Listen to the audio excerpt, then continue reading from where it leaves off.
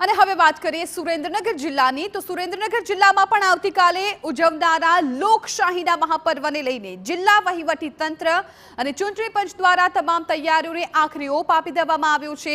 સુરેન્દ્રનગરમાં ઈવીએમ અને વીવીપેટ મશીનની ફાળવણી કરી દેવામાં આવી છે।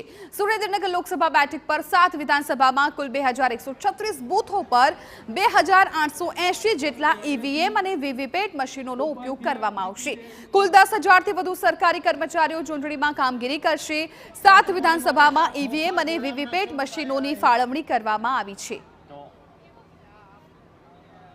અત્યારે ઈવીએમ ને બૂથ ઉપર ટોટલ આપણા 281 બૂથ છે વઢવાણ વિધાનસભા મત વિસ્તારના। 281 મત વિસ્તારોમાં ઈવીએમ પહોંચાડવાની કામગીરી પ્રગતિમાં છે। સાથે સાથે વઢવાણ વિધાનસભાના તથા સુરેન્દ્રનગર લોકસભાના મતદારોને મારી નમ્ર વિનંતી છે કે આપ લોકો કાલે આવીને બહોળી સંખ્યામાં આપના મતાધિકારનો ઉપયોગ કરો।